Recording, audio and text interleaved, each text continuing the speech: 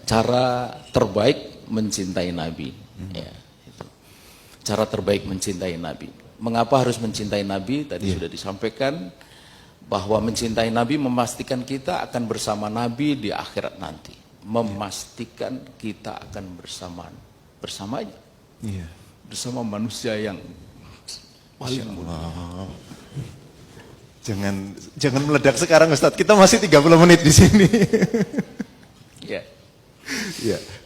Dan apa bukti cinta kita kepada Nabi? Tak lain adalah ittiba kepadanya. Ya. Ya. Ada banyak bukti, tapi ini bukti yang paling utama. Cinta hakiki kepada Nabi menjadi bukti cinta kita juga kepada Allah. Sebagaimana Allah Subhanahu wa taala katakan, "Qul in kuntum tuhibbunallah fattabi'uni." Jadi cinta kepada Allah harus dibuktikan dengan mengikuti Nabi, dan cinta kepada Nabi harus mengikutinya, ittiba kepadanya. Dalam istilah Imam Ibnu Katsir itu ittiba dengan hakul ittiba.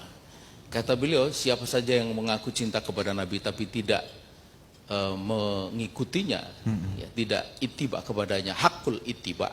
Ya. Apa itu hakul ittiba? Imam Ibnu Katsir mengatakan mutabi'an lahu fi amrihi wa nahi. Jadi mengikuti di dalam seluruh perintah dan larangannya. Maka orang yang seperti itu, kata beliau, kata Imam Ibnu Katsir itu, fa innahu kadzibun, dia dusta. Gitu, ya. Nah, ketika kita berbicara tentang mengikuti jalan perjuangan Nabi, apa saja yang harus diikuti? Yang pertama adalah sifat dan karakter dakwah Nabi. Bahwa Nabi itu berdakwah dakwah Islam. Dengan dasar Islam, untuk Islam, kepada tauhid. Sebagaimana kita bisa baca di dalam surat Yusuf, kul hadhihi sabili ad'u ilallah ala basyiratin ana wa manittaba'ani. Dan jadi tidak ada dakwah Nabi kecuali dakwah kepada Islam, dakwah kepada tauhid, dakwah Nabi, dakwah lillah, ya, untuk Allah, billah dengan jalan Allah, fillah di dalam jalan Allah.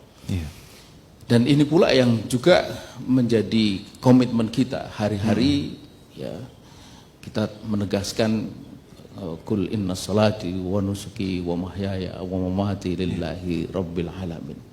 Itu yang pertama, bahwa sifat dan karakter dakwah Nabi itu adalah dakwah kepada Islam, dakwah kepada tauhid. Kemudian yang kedua, sifat dan karakter Nabi adalah dakwah inqilabi, dakwah politis. Dakwah inqilabi, dakwah yang merubah dari jahiliyah kepada Islam, dari kekafiran, kemusyrikan kepada tauhid. Dakwah Nabi, dakwah yang pada akhirnya kita bisa melihat tujuannya tak lain adalah tegaknya kehidupan Islam, di mana di dalamnya diterapkan syariah secara kafah hingga terwujud rahmatan lil alamin. Karena itu jika kita mencoba untuk membaca keseluruhan perjalanan dakwah baginda Rasulullah SAW, kita bisa melihat ada tujuan umum dan ada tujuan khusus. Tujuan umum yang pertama dan utama adalah mentauhidkan Allah. Dan kita harus juga menginsafi bahwa ada akibat bila dakwah kepada tauhid ini ditinggalkan, maka akan muncul kekufuran dan kemusyrikan. Itu pasti. Karena manusia tidak akan mungkin kosong dari keyakinan. Jika tidak Allah yang disembah, maka yang disembah adalah pohon, keris, jimat, atau manusia, Lenin, Stalin. Dulu Mikhail Gorbachev, ada yang bilang Cecep Gorbachev. Mungkin orang Sunda ini. Itu mengatakan pada usia muda 18 tahun bahwa Lenin itu adalah guruku, bapakku, dan Tuhanku. Sampai segitunya. Kemudian yang kedua, tujuan dakwah menjadikan Islam sebagai rahmatan lil alamin tadi itu, melalui apa? Penerapan syariah secara kafah. Dan jika dakwah atau ditinggalkan, maka yang terjadi bukan rahmat tapi fasad. Kerusakan yang timbulkan akibat hukum jahiliyah itu juga pasti. Kalau kita membaca sekarang kesenjangan kaya miskin yang begitu melebar, kedoliman seperti yang kita lihat di Pulau Rempang itu, kerusakan moral, yang sampai pada tahap yang sangat menjijikkan ketika laki-laki berhubungan laki-laki, bahkan nikah perempuan dengan perempuan, tak lagi mengenal gender sekedar laki dan perempuan. Di Thailand itu ada 18 gender, yaitu itu adalah fasad atau kerusakan, penjajahan, penistaan dan sebagainya. Kemudian yang ketiga, tegaknya kehidupan Islam di bawah daulah khilafah. Dan jika dakwah ditinggalkan, yang ada berkembangnya kehidupan jahiliyah, bukan kehidupan Islam. Di bawah naungan adik kuasa jahiliyah. Dan seperti yang saat ini terjadi, dunia itu tidak pernah kosong dari the ruling power, penguasa, kekuatan yang menguasai, yang mendominasi. Dulu sebelum Islam ada Pers, ada Romawi Timur, Romawi Barat, ada Persia. Ketika Islam datang, mulailah berhadapan dengan Romawi dalam perang Mu'tah, kemudian perang dengan Persia dalam perang Al-Qadisiyah.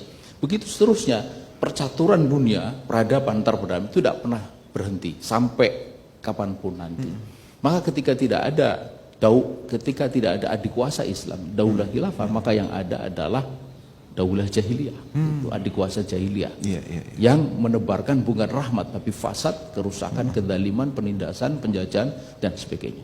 Berarti nggak bisa netral ya? Dan terakhir ghayatul ghayah tentu saja adalah kita mencari atau menggapai ridho Allah Subhanahu wa taala. Ketika dakwah ditinggalkan, maka bukan ridho tetapi murka Allah yang kita dapatkan. Kemudian tujuan khusus didapatnya kader dakwah, dan itu yang dilakukan oleh baginda Rasulullah SAW dari awal. Dulu itu membina para sahabat sebagai kader dakwah, dan kalau dakwah ditinggalkan maka tidak akan ada kader. Tidak akan ada juga jamaah, karena dari mana jamaah kalau tidak ada kader? Dan kalau tidak ada jamaah, maka jika sudah ada daulah khilafah, dia mempertahankan itu. Jika belum ada, maka dia akan berusaha untuk menegakkannya. Dan kembali lagi, tanpa daulah tidak akan ada kerahmatan daulah Islam. Timbul fasad, kerahmatan Islam tidak nyata, dunia dikuasai oleh adik kuasa jahiliyah. Itu yang pertama yang harus kita